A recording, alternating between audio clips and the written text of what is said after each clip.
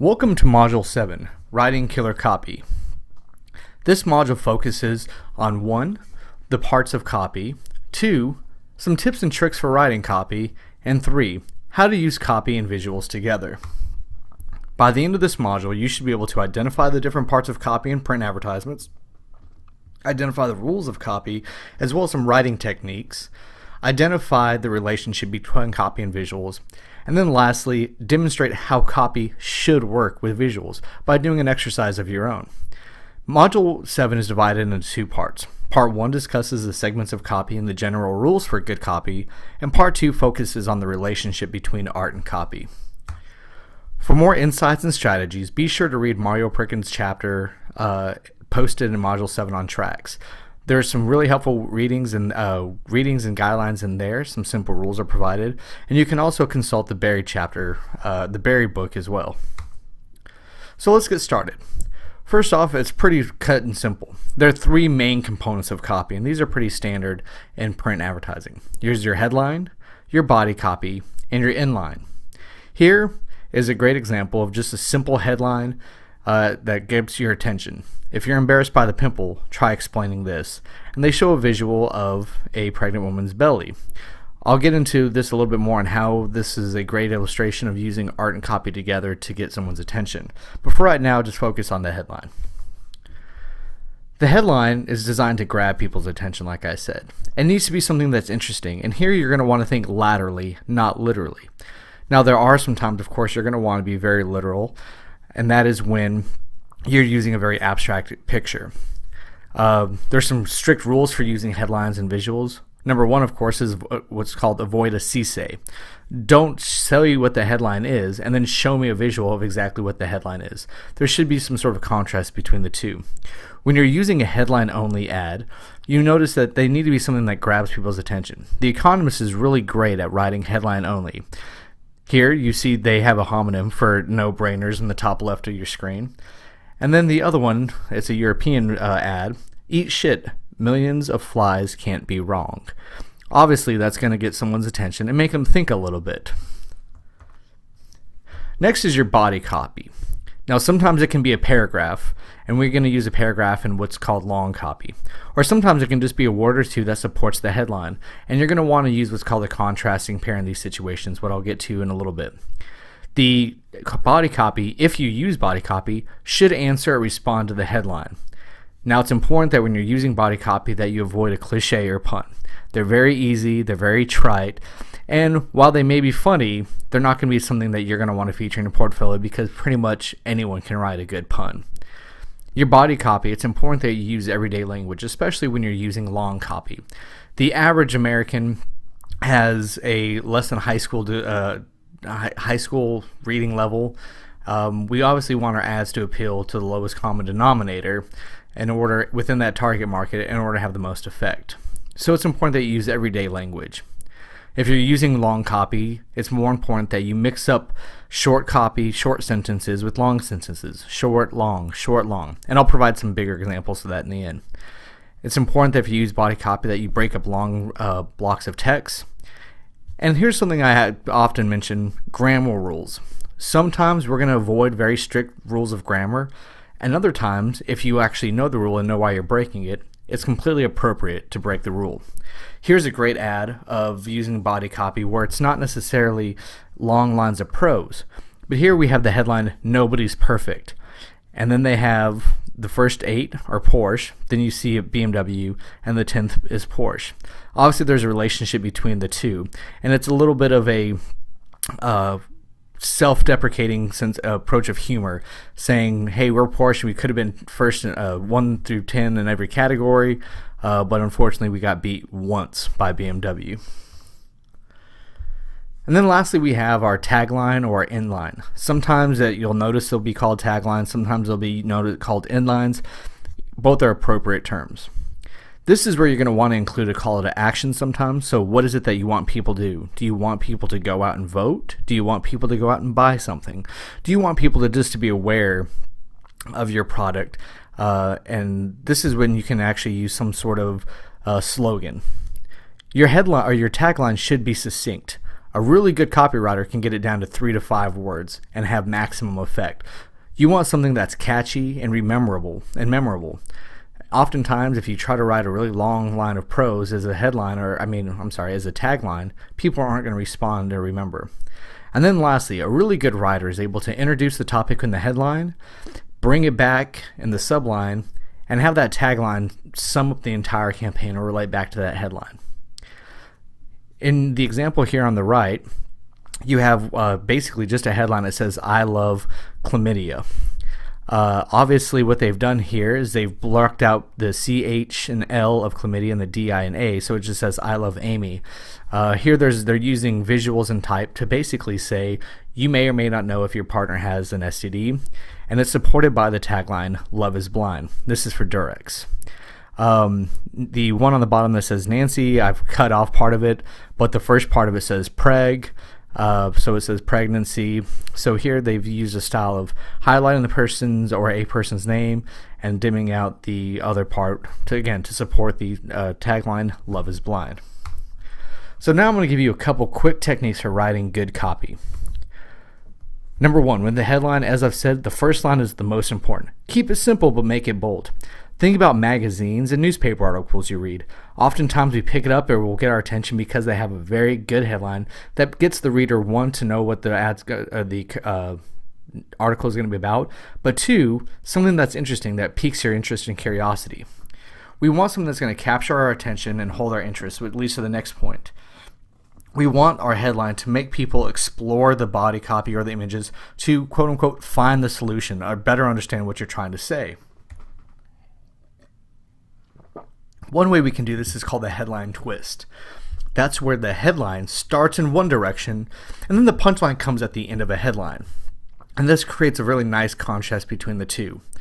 So let me give you an example. Here we have this line. 1966 was a great year for English football. That's the first part of the headline. Now, if you understand the backstory, in 1966, England won its first World Cup. So obviously what the writer's doing here is with that very first headline, 66 was a great year for English football, the readers might immediately pique or cue to know, oh right, that's when England won this first World Cup.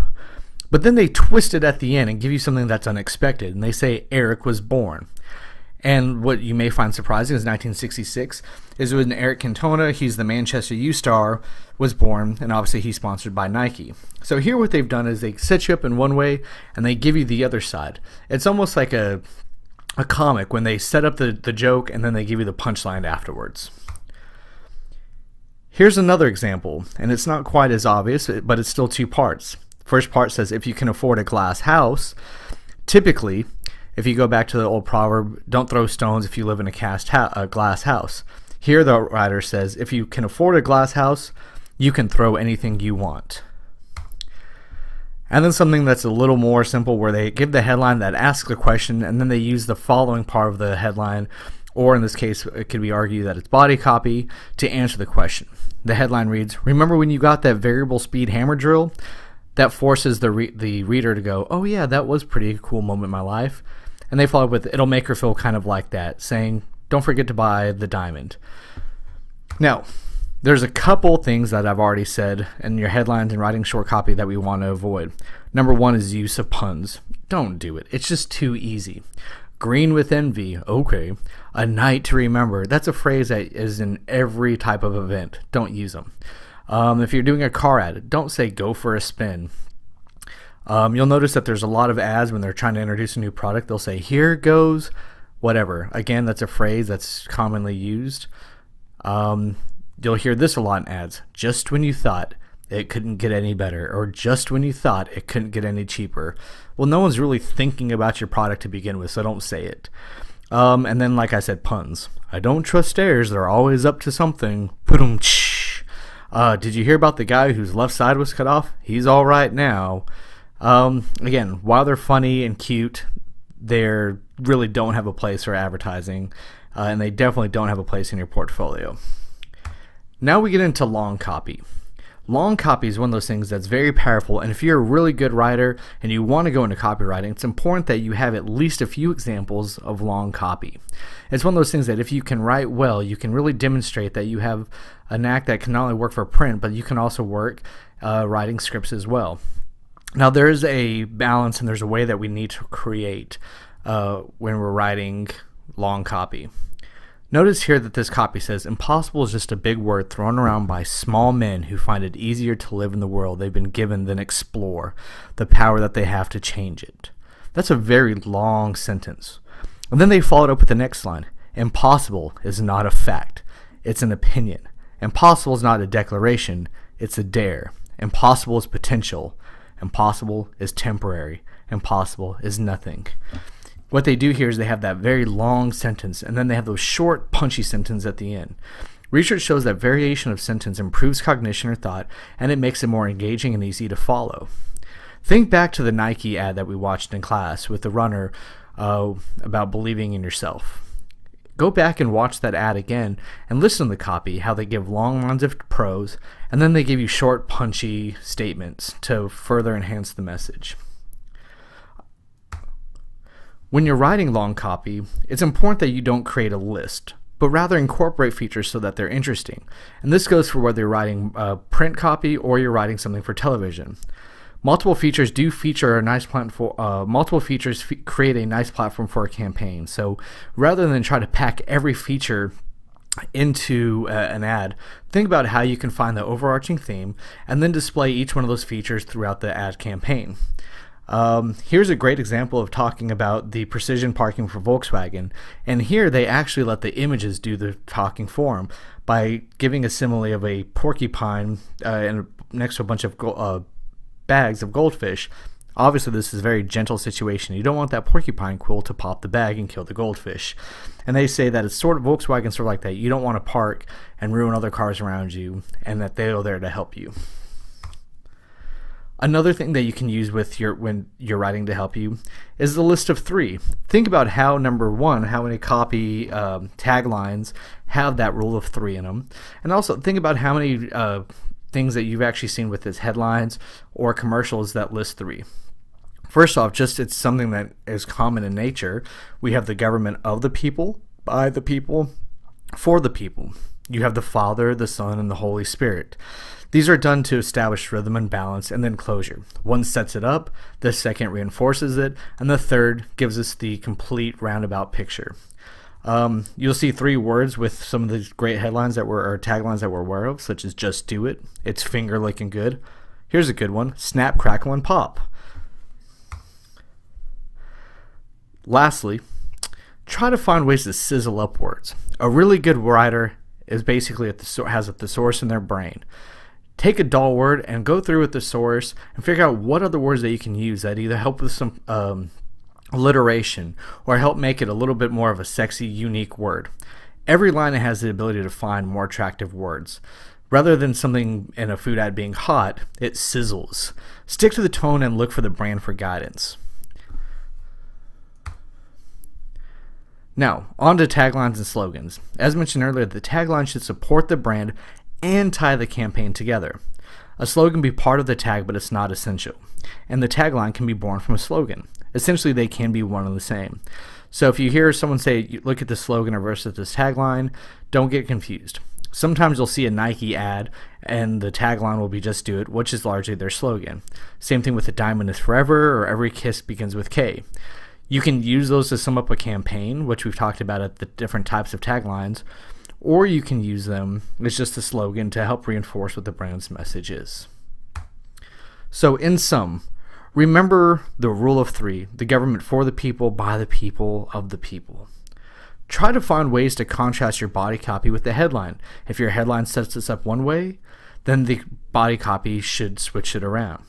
If your headline asks a question, then your body copy should provide a unique answer that the author or the reader didn't know. Use alliteration in your long copy and pay attention to your tone of voice. Remember, it's not so much what you say, but it's how you say things that can have a message, meaning. And then sizzle up verbs, adverbs, and adjectives. Like I said, a product isn't hot, it's sizzling. Some other general good tips. Number one, pick a strategy. Are you trying to inform or persuade? When you're trying to inform, you're going to be more direct. If you're trying to persuade, you're going to be more hidden in your messages so that people's defenses are down. Know your idea. Are you trying to be emotional? And that means that's going to dictate your tone, your headlines, your writing, and also the way you put things together. Or are you trying to be humorous? Know your audience. Most importantly, know your audience. Are they mature or are they immature and they're going to get certain inside jokes? One of the things that young writers do is they end up writing for themselves, and their target audience may actually be someone that's in the 40s or 50s. Young writers will have a tendency to use jargon or phrases or cliches that only their target or their age group understands. And if you're 40 or 50 years old and you're reading that, you have no idea what they mean, and therefore that ad may be entertaining to you and your friends, but it's completely useless for your target. So make sure you really understand what your target's phrases, jargon, and how they see the world is. And then lastly, the tone should be an extension of the brand. Nike's known for being inspiring, so your copy should be inspiring. Whereas some of the brands have a very cheeky sense of humor. Apple has a very sophisticated sense about their product and about their branding. So really try to get a sense of who the brand is and what their extension or how they would talk if they could write. The process is very simple. Number one, research. Again, look at the target. What are they reading? What are they listening to? What types of phrases and jokes do they say, do they find appealing? Who are some movie stars and what are some artists that they really enjoy that you can make a relationship with? Take an idea and then start writing taglines and headlines. And talk to the art director and see if you should determine how if you're going to show the story through art or if you need to tell the story and be a little more exploratory and explanatory with your copy. And write. The problem with copywriters, whatever you write those first couple drafts, they're not going to be good. Sleep on it, incubate for a while, and then come back and write again. You need to edit, rewrite, write some more, edit again, spice up words, cut out words, read it, speak it, sleep on it, rewrite it, and read it, and write it again. Imagine taking a copy, you're going to take a tagline of 7 words. You want to get down to the 3 to 5 best words you can find. That takes a lot of practice. Oftentimes, the best writers aren't the best writers, they're the best editors. And like I said, it's a long process. It can take days to perfect 5 words, or it can take days to write a great headline. Now, what I'd like you to do on your own, or if you're watching this with some friends, is I want you to take a moment and just see how hard it is to write copy. Let's take something that we're all familiar with, and these are common fairy tales. Goldilocks and the Three Bears, the Three Little Pigs, Little Red Riding Hood, and Jack and the Beanstalk. And what I'd like you to try to do on your own for just a minute is develop different types of copy-driven ads. That means don't use any visuals to tell the story, but also you have to make an ad to tell an entire story, which means you can only use a few words and a few phrases. Try to explain what Goldilocks and the Three Bears using just long copy, one headline, tagline, and then maybe one of your choice. Or try telling the entire story of Three Little Pigs using just a headline and some body copy that gives it a twist. Have fun with it and explore, and you can see just how challenging it is, but also how rewarding it is when you can write something kind of clever. Alright, that does it for Module 7 Part 1. Be sure to watch Part 2, which is going to talk about how we can use copy and art together.